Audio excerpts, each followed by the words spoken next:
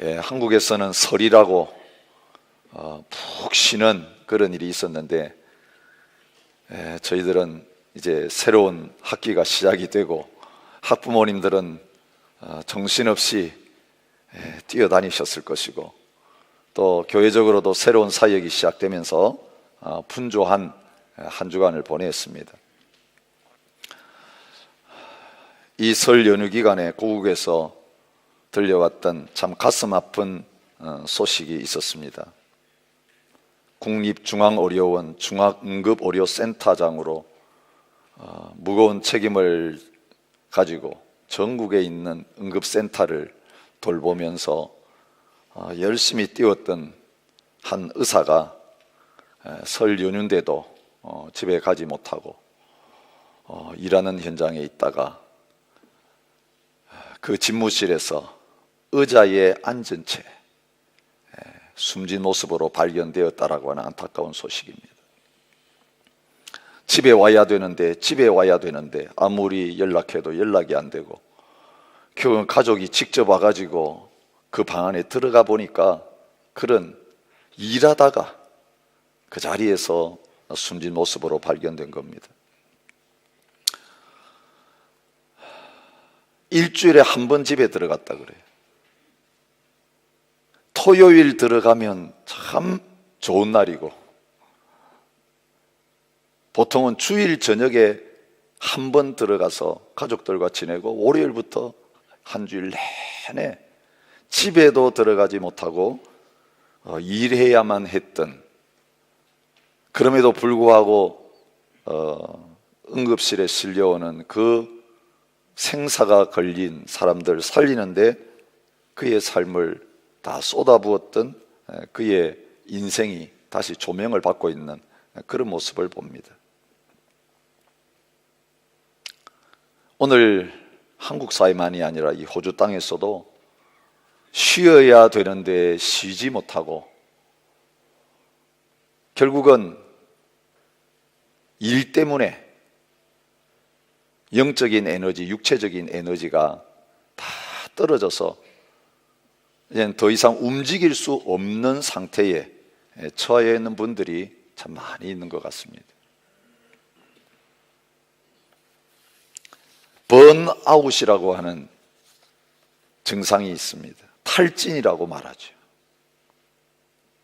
모든 일에 의욕을 상실하고, 애정도 상실하고, 우울증, 분노, 자기 비하, 근심과 절망감에 빠지는 이런 모습들. 왜 그런가 깊이 그 원인을 살펴봤더니 쉬어야 될 때 쉬지 못함으로 말미암아 생겨진 현상입니다. 정신적인 것부터 시작해서 나중에는 몸까지 그렇게 영향을 받게 되어지는 이런 모습. 여러분, 누군가는 말할 수 있을 것입니다. 누가 쉬고 싶지 않아서 쉬지 못합니까? 쉴 수 없는 형편이니까 결국 일해야 되고 뛰어다녀야 되고, 결국은 쉬어야 되는 것 알면서도 쉬지 못하는 형편 때문에 그런 자리까지 갈 수밖에 없는 거 아닙니까? 라고 변명하고 항변하는 그런 일들이 있습니다. 그렇습니다. 편리해진 사회인데 우리는 할 일은 더 많아졌습니다. 과거에 오래 걸렸던 일들이 요즘은 아주 쉽게 할 수 있음에도 불구하고 더 여유가 있어져야 되는데, 더 자유로워져야 되는데, 뭔가 짐은 점점 더 많아지고 있는 그런 가운데 있는 것 같습니다. 여러분, 오늘 우리가 하나님 앞에 예배하는 날도 안식의 날입니다. 엿새 동안 힘써 우리가 일했고, 하루는 주님 앞에서 쉬라고 주신 날이 안식의 날인데, 어떤 경우는 하나님의 교회 사역 때문에 이 쉼의 날이 우리에게는 일의 날이 되는 그런 경우들이 많이 있는 것 같습니다. 어떤 분은 냉소적으로 그런 이야기 했습니다. 주일이 죽일 날이다. 사람 죽이는 날이다. 아침부터 와가지고 저녁까지 집에도 못 가고 가정도 제대로 돌보지 못하고 자녀들하고 모처럼 만나가지고 이야기도 하고 또 같이 조용한 시간, 좀 쉬는 시간도 보내야 되는데 주일 되면 뿔뿔이 흩어져 가지고 어디 있는지도 모르고 그런 상태에 있는 경우가 많이 있는 것 같습니다. 휴대폰의 비유를 하면 이제는 방전이 다 되어 가지고 블랙아웃 되는, 이제는 화면이 나가버리는 그런 상태까지 가는 경우들이 많이 있습니다. 브레이크 없는 자동차, 계속해서 엑셀레이터를 밟고 가기는 가는데 한참 가다 보니까 기름이 떨어져서 길에 멈추어 서버린 그런 모습, 혹시 저와 여러분의 모습은 아닙니까? 오늘 이 마태복음을 통해 주님은 왜 이 땅에 오셨는지를 보여주고 있습니다. 주님이 세우려고 했던 하나님의 나라가 어떤 모습인가를 저희들에게 보여주고 있습니다. 하나님의 나라는 안식입니다. 하나님의 나라는 쉼입니다. 여러분, 이 하나님 나라에 들어오셔서 주님만이 주실 수 있는 진정한 안식, 참된 쉼을 누리는 저와 여러분이 되시기를 바랍니다. 그리고 쉬고 나야 일할 수 있어요. 안식한 다음에 시작할 수 있어요. 생생한 모습으로, 달려갈 수 있는 모습으로, 피곤하지 않은 모습으로 하나님 맡겨주신 일들을 감당할 수 있을 터인데, 여러분, 이 예배 자리, 오늘 예수 그리스도를 통해서 그런 은혜를 함께 누릴 수 있기를 바랍니다. 여러분, 안식이라고 하는 주제는요, 구원과도 연결돼요. 여러분, 하나님께서 천지를 창조하신 다음에 엿새 동안 일하시고 나서 7번째 되는 그날 안식하셨다, 그렇게 말하고 있습니다. 그런데 하나님이 안식하신 이유가 어디에 있느냐 하면, 하나님이 피곤하셔가지고 안식한 게 아닙니다. 하나님 무슨 피곤하실 하나님이겠어요? 능력이 한이 없으신 분인데, 하나님이 천지를 다 창조하신 다음에 안식하신 것은 그 하나님이 누리시는 안식을 하나님이 만드신 피조 세계 속에서 하나님의 사명을 따라서 생육하고 번성하고 온 세계를 다스리는 일을 감당해야 될 하나님의 형상을 닮은 사람들에게 축복으로 주시기 위한 겁니다. 하나님과 교제하고 하나님을 섬긴다는 것은 그 하나님의 안식에 참여하는 것이다, 그것을 말씀하십니다. 그래서 7째 날, 그 쉬는 날을 복되게 하사 거룩하게 하셨다, 그렇게 말하고 있습니다. 그리고 하나님의 백성들에게 이 안식을 누려라, 그 안식의 계명까지 주시면서 하나님이 가지고 계신 그 안식을 우리와 함께 공유하기를 원하신 것입니다. 에덴은 안식의 장소였습니다.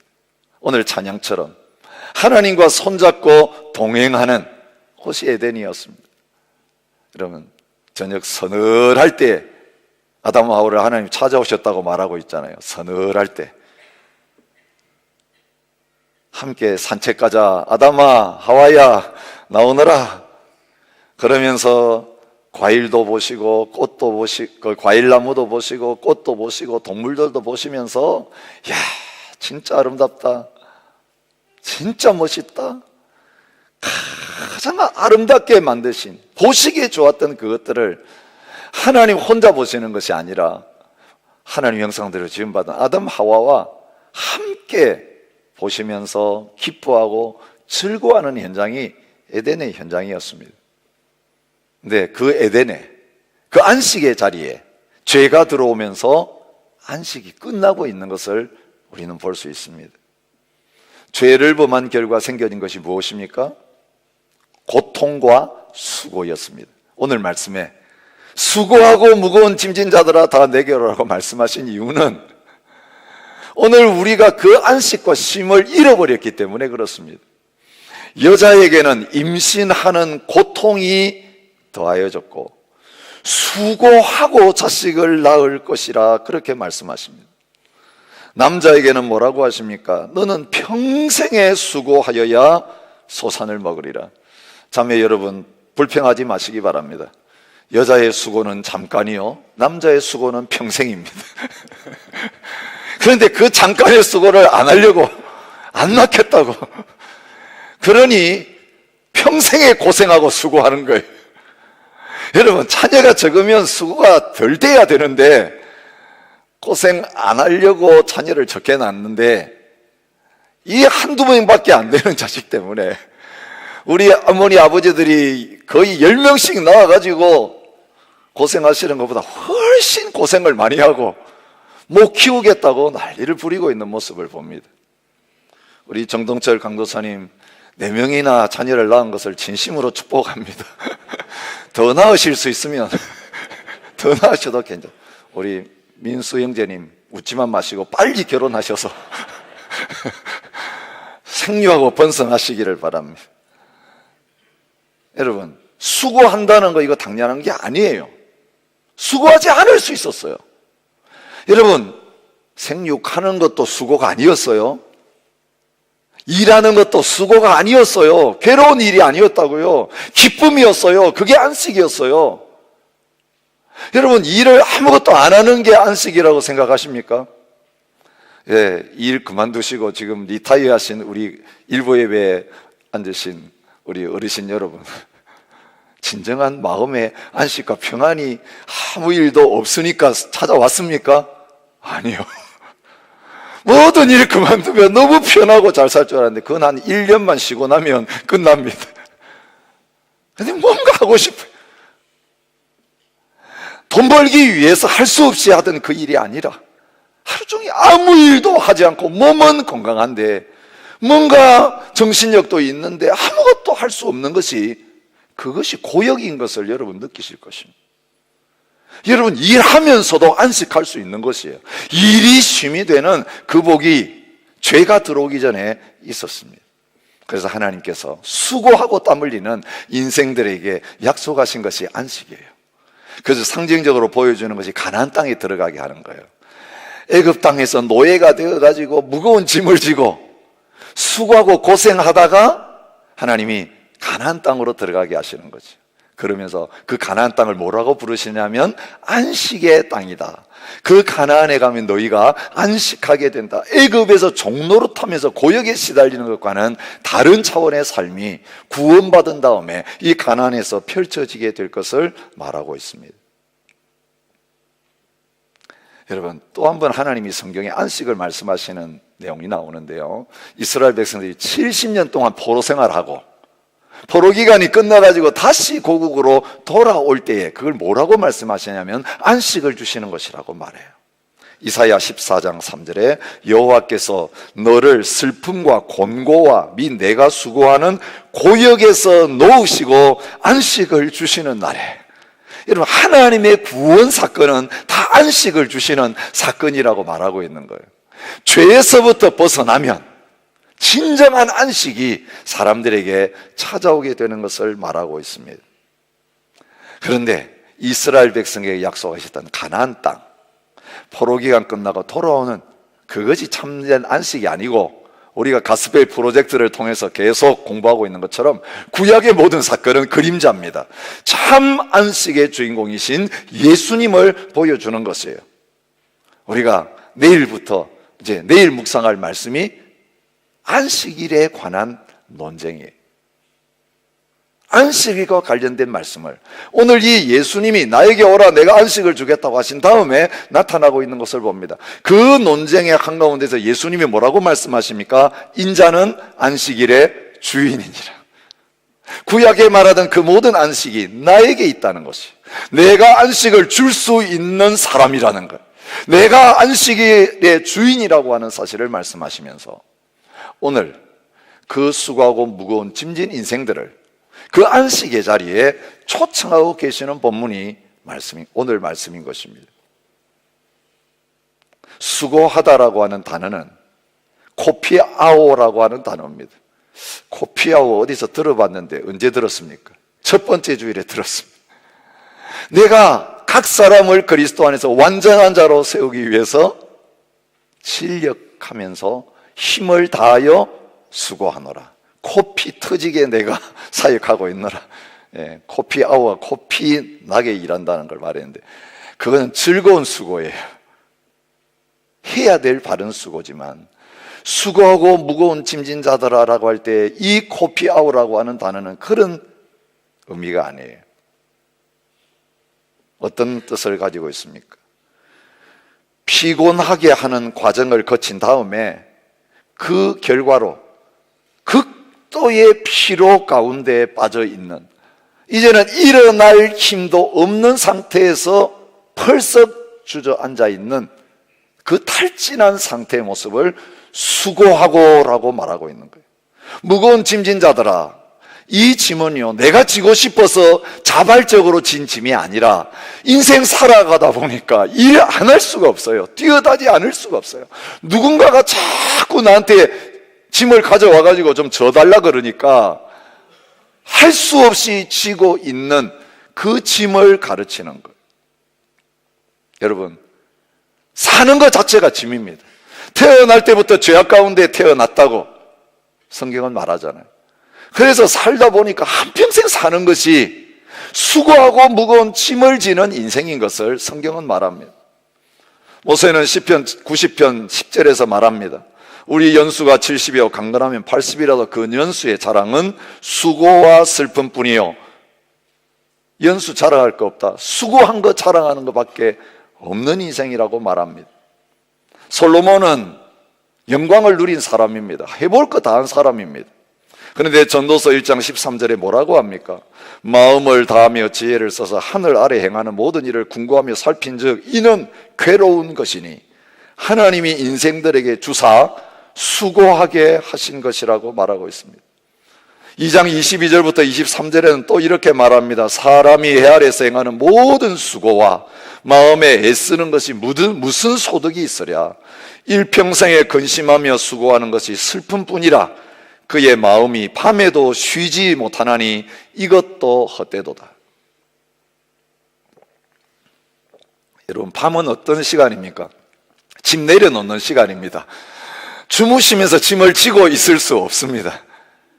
그런데 육신의 짐은 내려놓고 쉬고 있는데 밤에도 잠을 못 자는 이유는 뭡니까? 참 이상하죠?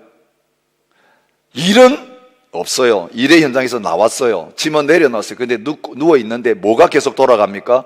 내 마음은 계속 그 일에 매여 있어요. 내 걱정하는 거, 내가 관심 가진 그게 누워있어도 계속 멈추지 않고 계속 움직여요. 그래서 잠을 못 자는 거예요. 이 불면증은 사실은 짐을 내려놓지 못할 때 일어나는 현상이에요. 사실은 내가 질 필요가 없는 짐인데 내가 해야 된다고 생각하니까 잠을 잘 수가 없는 그런 상태에 있는 거예요. 솔로몬이 바로 그 상태를 전도서를 통해서 말해주고 있습니다. 그런데 그 모든 수고하고 무거운 짐의 핵심에 뭐가 있다고요? 죄악이 있는 거예요.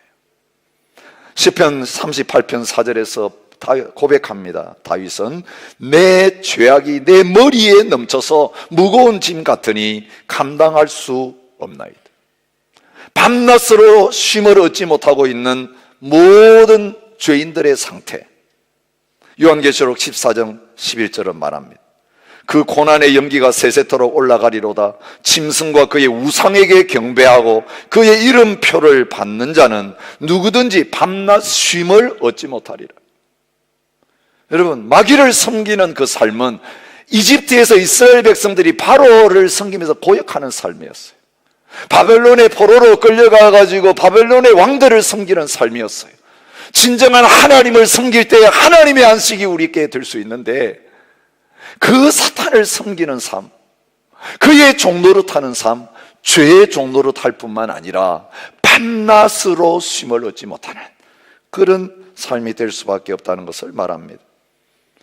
여러분, 왜 양들이 쉬지 못하고 기진하는 가운데 있었습니까? 목자들 때문입니다.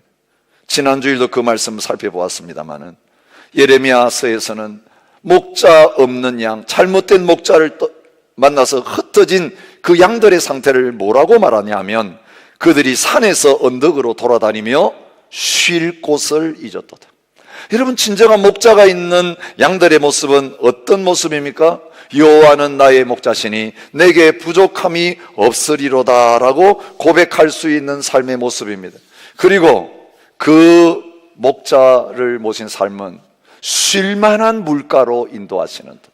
물가에서 누워서 쉴 수 있는 그런 자리에 있는 것입니다. 그런데 양들은 목자가 없으면, 불안을 느끼면 쉬지를 못합니다.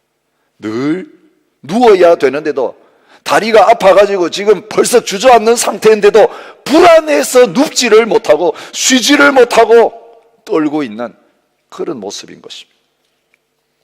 우리를 뒤쫓는 자들이 우리의 목을 눌러 싸우니 우리가 기진하여 쉴 수 없나이다. 여러분, 원수가 지금 앞에 있는데, 곰이 앞에 있고 사자가 앞에 있는데 어떻게 누워서 잘 수 있겠습니까? 그런데 주님이 무리를 보실 때에 바로 고생하고 기진한 그런 상태에 있었습니다.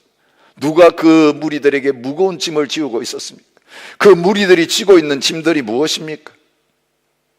질병, 귀신 들림, 가난, 로마의 압제. 여러분, 일반적으로 그 사회에서 가난하고 힘든 사람들이 살아가면서 무거운 인생의 짐을 다 지고 있었습니다. 주님께 나올 때 주님은 병을 고쳐주시고 귀신을 쫓아내주시고 필요할 때 먹을 것을 주시면서 그 무거운 짐들을 다 벗겨주셨지만, 주님이 진짜 벗겨주시기를 원하시는 짐, 그것은 율법주의자들인 서기관과 바리새인들이 그 백성들에게 지우고 있는 종교적인 짐이었어요. 마태복음 23장 2절부터 4절에서 서기관과 바리새인들에 대해서 이렇게 말씀하세요. 서기관과 선들과 바리새인들이 모세의 자리에 앉았으니 그러므로 무엇이든지 그들이 말하는 바는 행하고 지키되 그들이 하는 행위는 본받지 말라.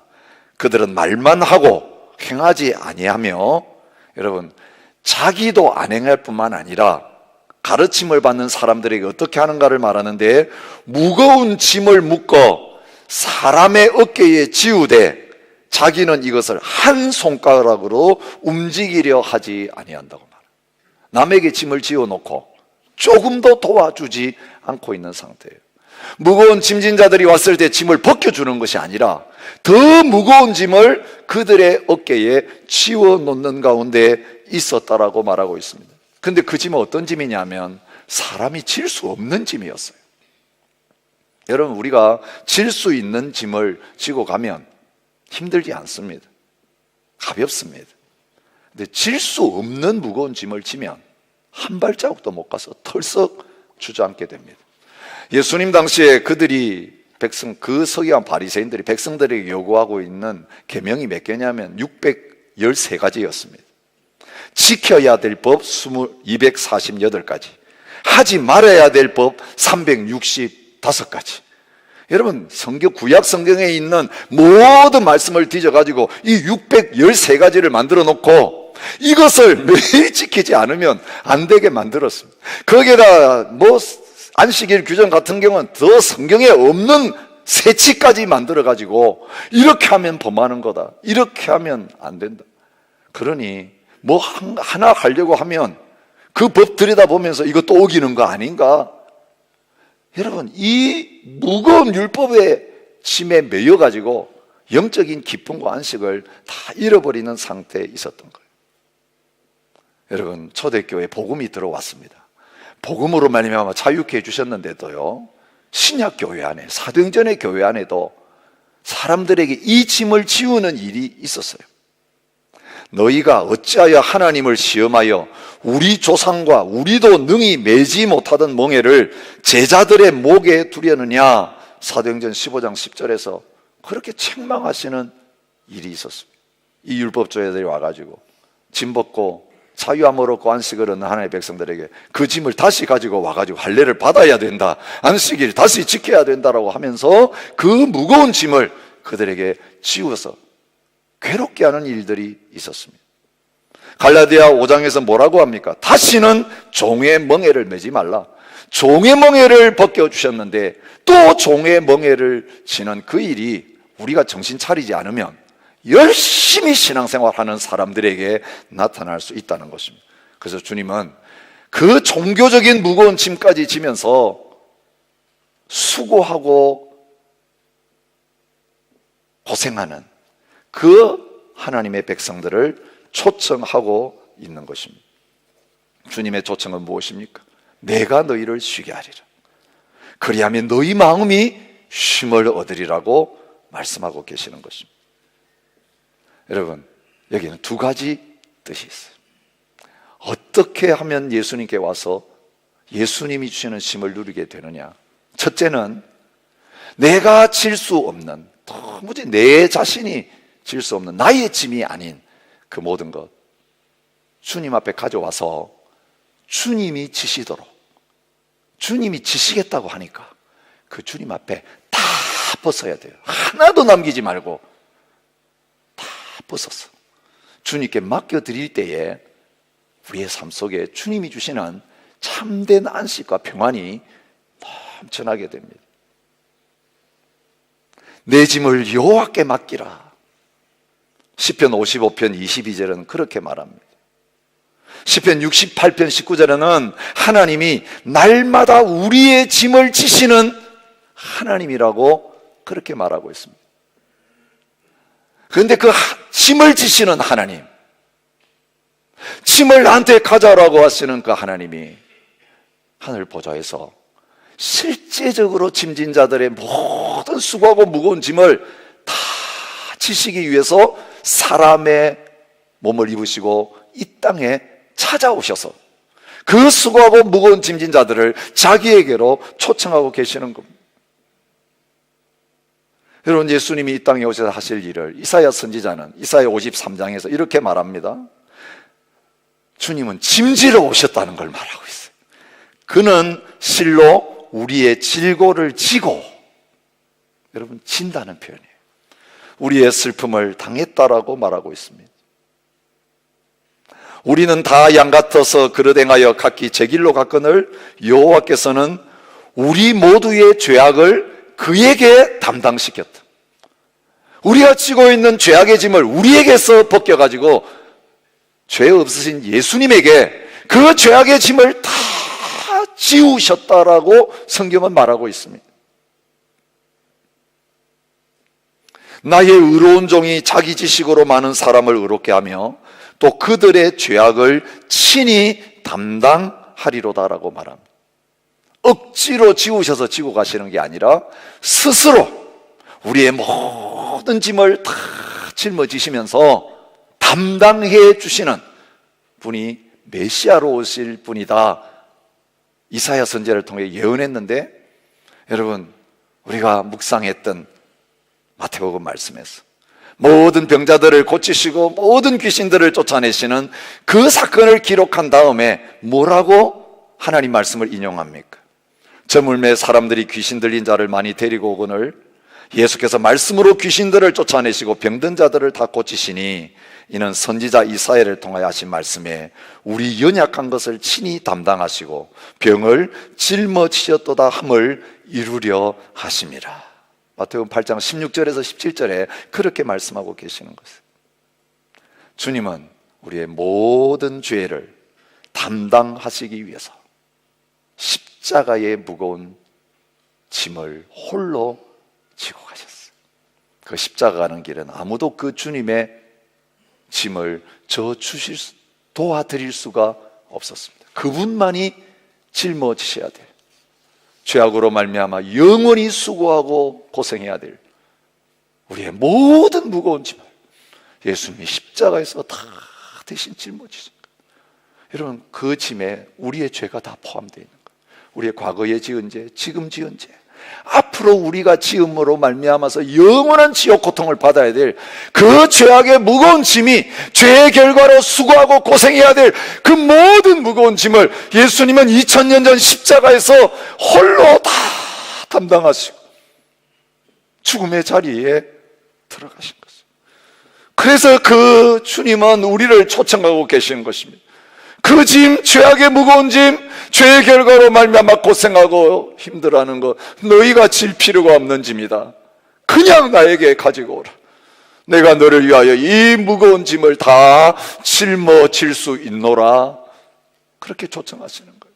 우리가 구원받고 하나님 은혜와 사랑받는 것은요, 율법을 지키면서 뭔가 열심히 주님을 섬겨서 되어지는 게 아니고 우리는 할 수 없기 때문에, 우리 대신 주님께서 그 짐을 다 져주셨기 때문에, 주님의 하루 종일 그 짐을 지시고 일 다 하셨기 때문에 우리는 하루 종일 놀다가 포도원에 들어갔는데, 우리는 받을 품삯이 하나도 없는데 주님이 우리 대신 모든 일을 하셨기 때문에 우리는 하루치 품삯을 은혜로 거저 받는 그 자리에 서 있게 되는 것이, 이게 은혜로 받는 구원이에요.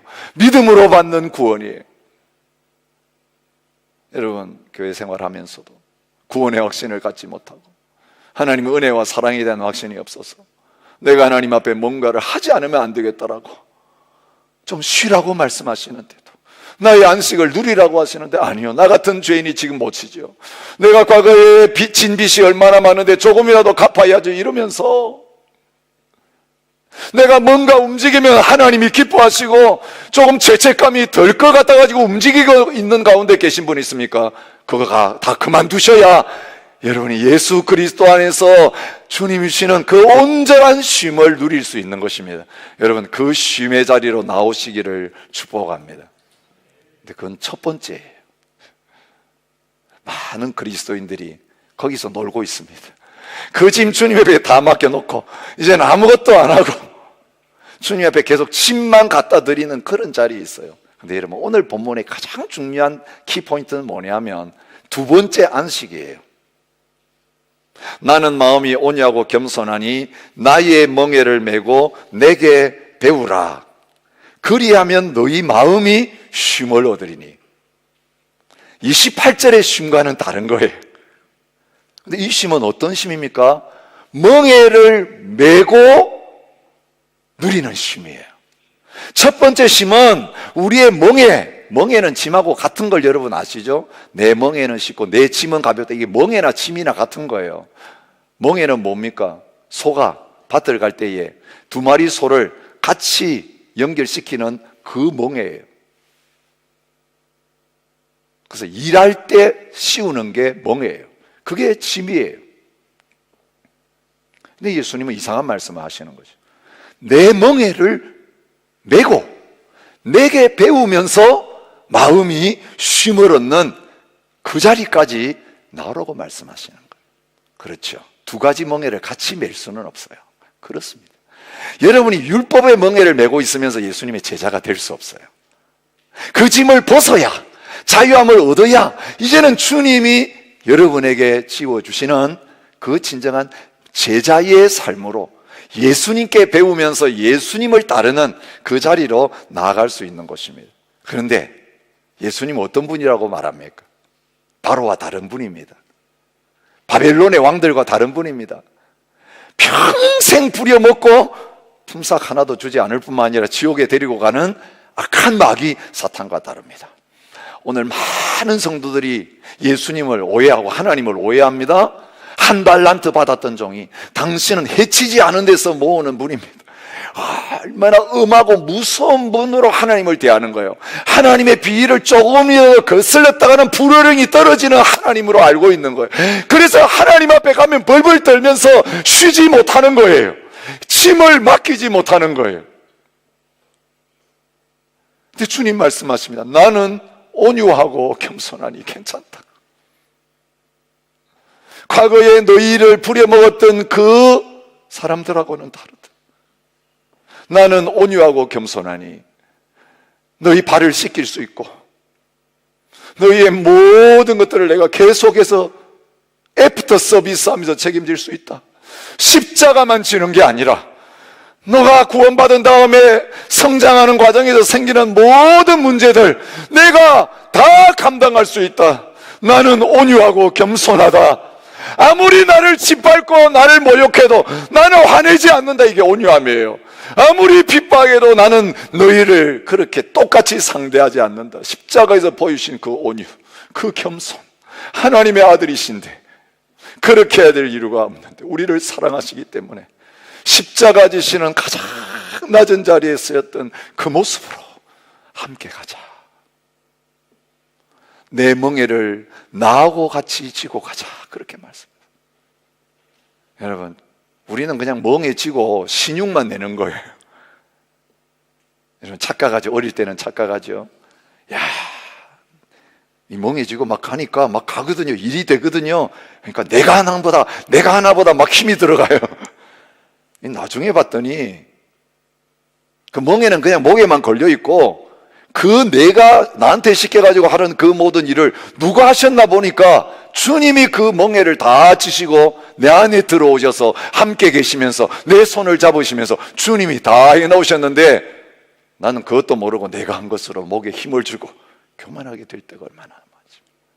내 멍에를 지고 내게 배우자. 이제는 같이 십자가를 지고 가자고 말씀하실 때 주님의 약속이 있어요. 세상 끝날까지 내가 너와 함께한다. 떠나지 않는다. 오늘 찬양대의 찬양처럼 이제는 손잡고 가겠다. 너를 잡은 손을 내가 놓지 않을 것이다. 우리가 주님의 손을 잡으면 놓을 수 있어요. 그런데 주님이 우리의 손을 잡으면 우리 힘 빠지고 쓰러져도 주님이 붙들고 가세요. 여러분, 걸어가다가 더 이상 못 걸어가면 안아버려요. 안고 가세요. 계속 걸어 이렇게 안 하세요. 못 걷는 사람을 왜 계속 걸어가지고 막 끌고 가겠어요. 끌려가는 것도 힘들어요. 그냥 안고 가면 참 편해요. 나중에 목말 태워가지고 가시는 분이 주님이세요. 이 길을 같이 가자고 부르고 계세요. 내게 와서 배우라. 제자가 되라.